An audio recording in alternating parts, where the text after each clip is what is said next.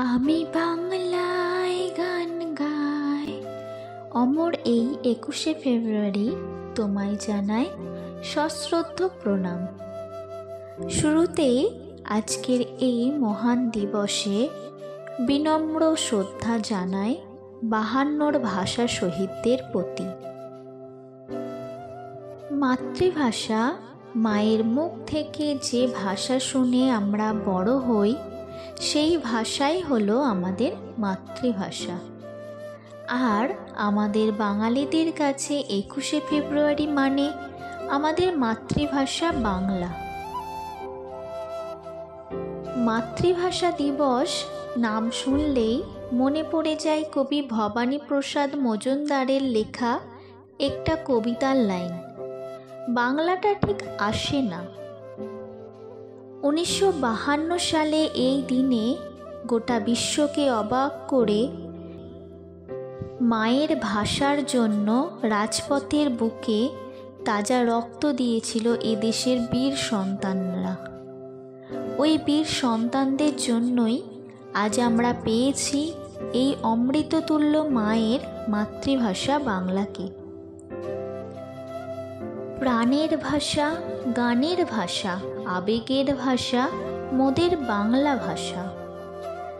আজ সারা বিশ্বে বাংলা ভাষাভাষীরা উদযাপিত করবে আমাদের এই দিনটিকে। আমার ভাইয়ের রক্তে রাঙানো 21শে ফেব্রুয়ারি আমি কি ভুলতে পারি?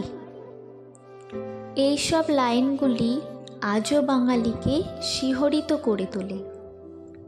1952 সালে 21শে ফেব্রুয়ারি মায়ের ভাষা, প্রাণের ভাষা, গানের ভাষা, বাংলা ভাষাকে রক্ষার জন্য লাল রক্তে রেঙে উঠেছিল ঢাকার রাজপথ। মাতৃভাষা বাংলায় চায়, মায়ের ভাষা বলতে চায়। কবির ভাষায়, 21 আমার ব্যথায় কাতর, চোখের বাড়িধারা, 21 আমার শূন্য হিয়ায় আকাশ ভরা তারা, 21 আমার রক্ত রঙিন কৃষ্ণচূড়ার ডাল, 21 আমায় ঝাঁঝরা হাওয়া ছোট্ট ঘরের চাল। 21শে ফেব্রুয়ারি নানা মাতৃকতায় গৌরব উজ্জ্বল ও মহিমান্বিত করেছে বাঙালি জাতিকে। 21 আমাদের সাহসের প্রতীক।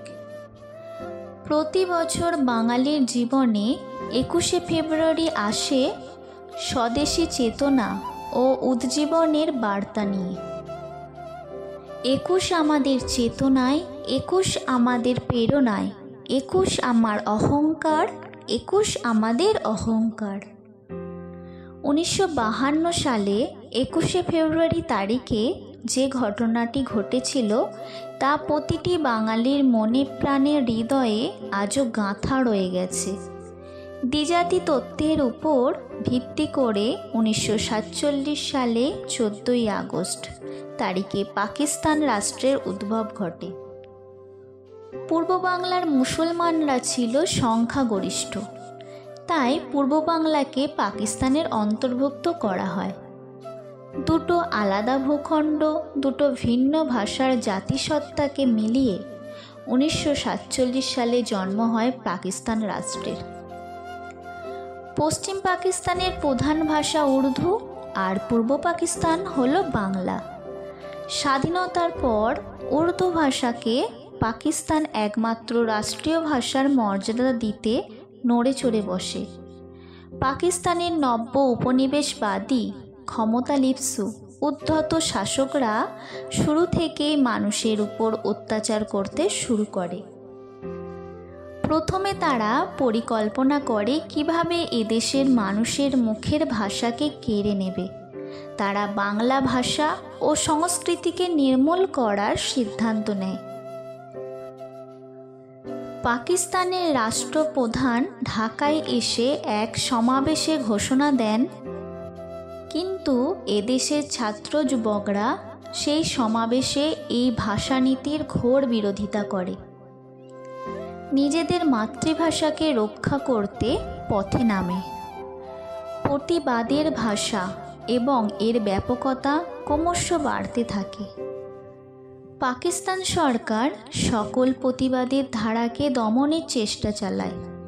তাদের একপেশে সিদ্ধান্তকে এদেশের মানুষ ক্ষিপ্ত হয়ে ওঠে।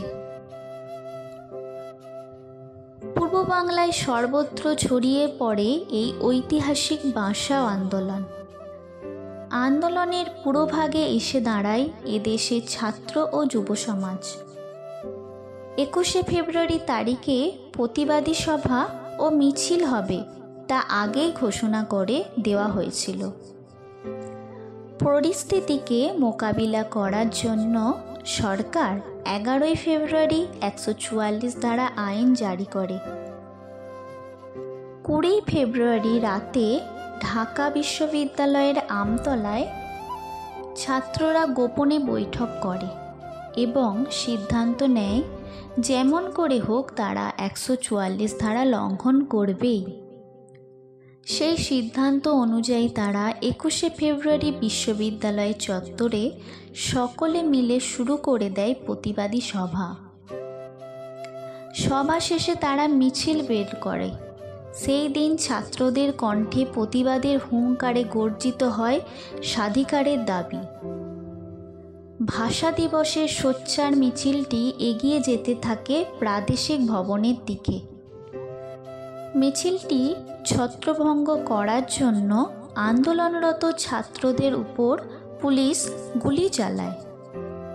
কয়েকজন তরুণ শহীদ হয়।